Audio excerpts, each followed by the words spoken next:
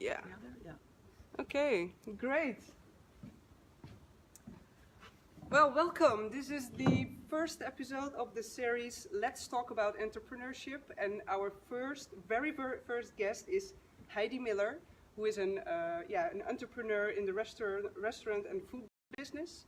So I'm very happy to have you here for this first episode, and I would like to ask you some questions about your experience, because this could be very interesting for the people from Fireside that are very interested in entrepreneurship and maybe one day launch their own company. So tell me, you've been an entrepreneur. Could you tell me a little bit about your experience? What was it about? Sure. Tell me.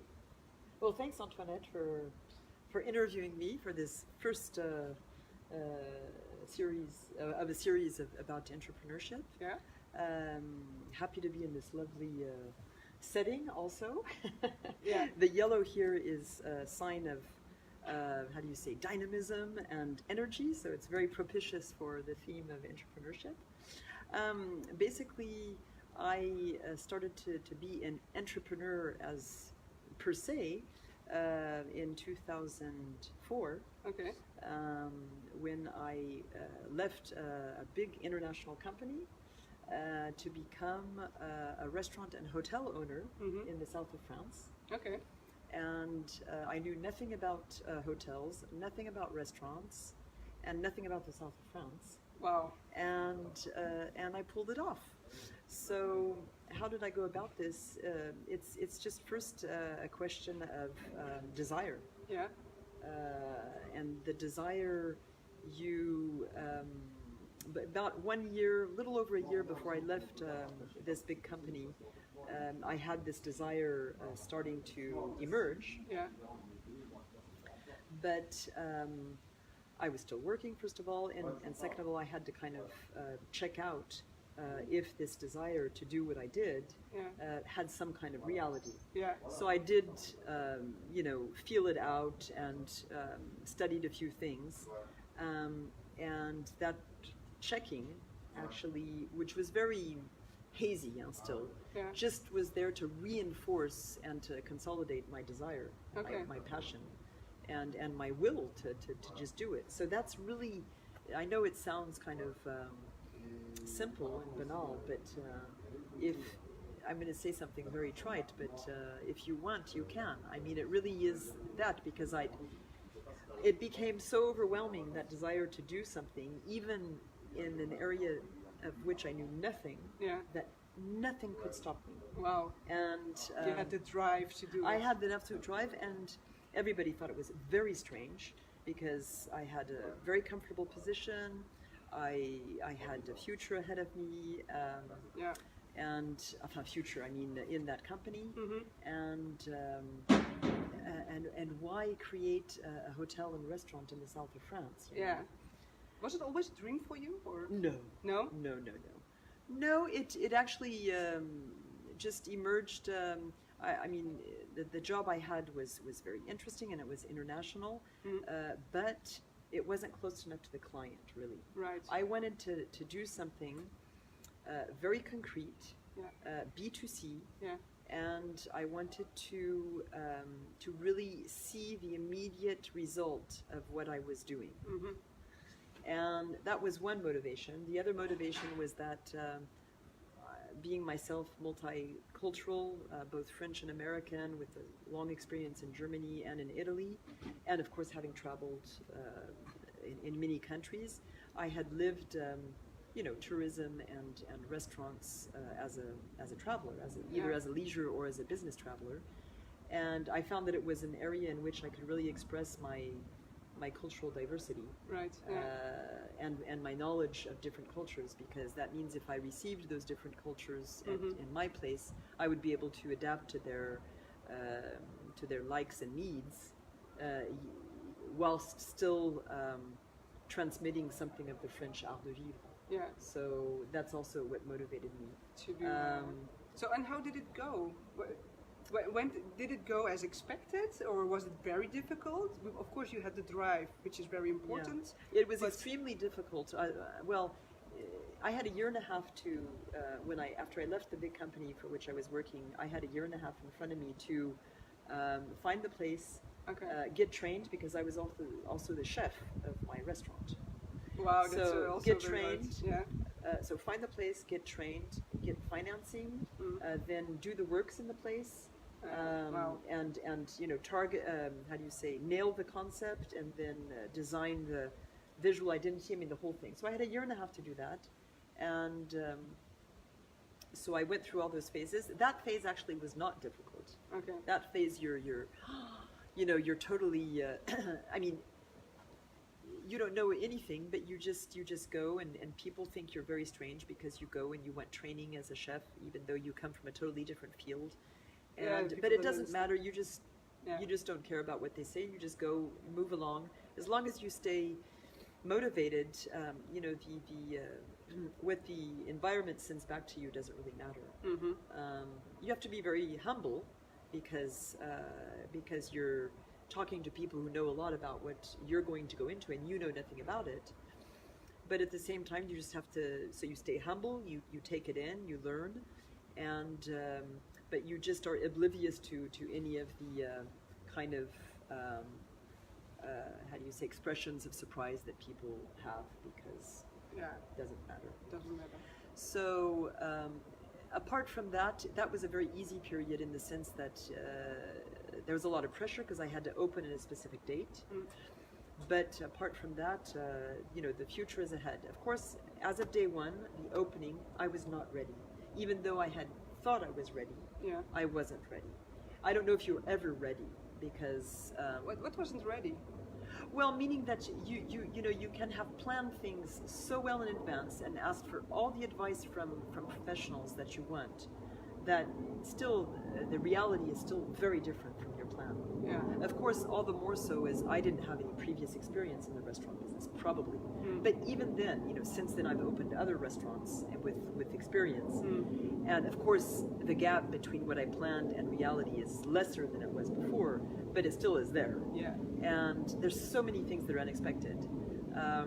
Well, first of all, I had planned all of my menus, and I had, and the types of food, all that had been tested, etc. But when you have your first full seating of 40 people, you're not, you will have tested things in a test environment, and not with real people coming in with individual requests all at the same time. So you have to be able to organize the throughput, and manage quality and quantity at the same time. All that was very difficult. So I would say overall the first 2 years for me were really a trial, because I was at the bottom of the learning curve for the profession too, and that is something that has become easier with experience, of course. And then when did you feel at what point after the opening and all that did you feel at ease? Like, okay, now I feel. I would say as of year 3. Okay, yeah. Well, already after 6 months, I felt better, but still, over the first year, you have so many. First of all, there's the seasonality. There's the types of clients that come. There's how do you say? Getting your all of your processes fully under control. And yet maintaining enough room for improvisation and creativity and relaxation. So this combination of both control and quality control and control of costs of customer experience of production and operations, combining that with the openness and the smile on your face and the time that you're supposed to devote to customers. That's a hard equation to make, and that takes experience. And because you should always show the customer that you're totally stress-free. When actually you have pans on the cooker behind in the kitchen. So of course I was not alone. But so anyway, after 6 months it was already better, and after 2 years. I felt at ease because I had gone through 2 years of cycles of seasons, of times of the day, so I could better prepare myself, even though there was a lot of unexpected always to be expected. There still are some patterns that are recurring, so I managed those better, and that way I gave an impression, and I also felt it, of being more in control, and therefore delivering things with more more légèreté. And that's important as an impression. Yeah, exactly. And that takes reassuring for the client. Exactly. And of course, what's reassuring for the client too is that you really express that and show that, and so you have to feel it inside. And when you're nervous and stressed at the beginning, because there's so many unknown things that you have to manage, of course, that probably, even though you make an effort to be joyful, it probably shows. So anyway, and I think that's true for a lot of startups. I mean, for a lot of new companies, especially when you're not from the business. Okay. And so, what did you learn from this experience? What can you what can you share with us? What are the learnings after this entrepreneurial journey? Well, first of all, that let's see, the good sides are that you can really accomplish anything you want if you have the determination. So that's not much, huh? To have determination actually is not an incredible asset. No. So what I mean money, is it's not that about exactly being intelligent. No. No. I really believe in that, and I must say, determination, but not only in accomplishing what you want, but also in offering something for others. Because, of course, in the end, whatever the business is, it's about sharing it or selling it to somebody else. So you have to really genuinely take into consideration that you're not just doing this for your own track record. You're doing this because you're going to share something for a certain amount of time with others, whether it be B2B, B2C, whatever. So that I find is quite reassuring, because that means there's no limit to what you can do. Bon. Of course, apart from highly scientific and highly specialized medical, and of course. But anyway, and even then, you can always find partners. Well, the other key learning is, in positive aspect, is that being able to do something from the project, from the inception, from greenfield strategy to really handing a plate to a client is really gratifying. It's really, really gratifying, because even though it's huge work, it's physically exhausting in this type of sector, at least. It's very, it's just so, exhilarating to be able to really, from your hand, deliver the product that you made to a client and see him or her in this case, smile and be happy and come back and become almost friends with you. I mean, not friends, but have a kind of a very easygoing relationship. On the downside, is, what I learned is that I will never do something again. Alone again. I of course had a right arm with me. I mean, a woman who was my right arm for the 8 years I did this, and I had a staff of up to 5 in high season, but I was alone at the helm. And I would like to do that with somebody for next time, and I already am in the next time today. And anyway, I think that apart from the psychological and moral support, you need, it's just, you can't do everything by yourself, and it's not even useful for you to do everything by yourself. You need to manage your energy and to channel your energy.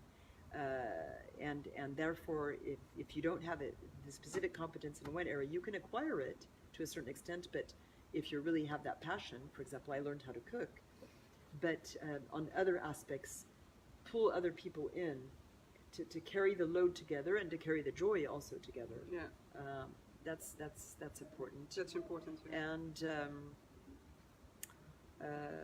Okay. yeah, I think that's about it in terms of key learnings.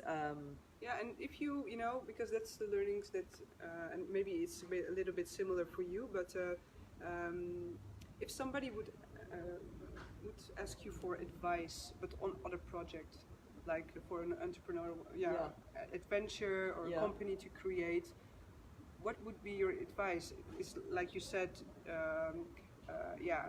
maybe not going there alone, or be to have a lot of drive, and would that be your advice, or are there other things that you would like to share with that person, like, okay, be aware about this or that, because that's very something. Yeah, that's something that you need for to build your company. I don't know if you can share with us today. Well, for any type of entrepreneur, well, based on my small experience in the food and restaurant field, of course, in the hospitality field, because after just a little parentheses, I sold my business after 8 years of operations. And 8 years, that's quite a long time. Yeah. And I was successful at what I did. It stayed small, but very qualitative and referenced in many travel guides. But I sold it. I'm still owner of the building, but it's a charming Franco-British actually couple who runs it now. Nice. And he's a qualified cook and she's a qualified baker, and they've been running it successfully ever since 2011. Okay. Since then, I've created other restaurants, but for third parties, so not my own, but from scratch. For Kusmi Tea, for example, the tea brand in Paris. Very famous, yeah. And also now in the last 3 years as a consultant in partnership with another consultant. So that's also a different type of entrepreneurship, but it is. Yeah. We consult to other companies and create restaurant concepts or restaurants for them. Yeah. So anyway, I close the parentheses. But my experience is in that field. However, I think there's several things to say. Is that one, entrepreneurship is not only being entrepreneurial on your own. It can be entrepreneurship with an I-N-T-R-A, meaning creating within companies. Yeah. And I think more and more that's a possibility, because more and more companies, even big blue chip companies, are opening up to those possibilities, because they need that agility in their systems to be able to keep up, to innovate, to keep up with the pace of change and of competition. And I think that there's a lot of windows of opportunity in those big systems to create from scratch a lot of it's not necessarily a company within the company, but projects. Projects can be very complex, and it can be very theoretical at the beginning and concrete at the end, which is actually beautiful, is to combine those two. So anyway, that's one possibility that our listeners can explore.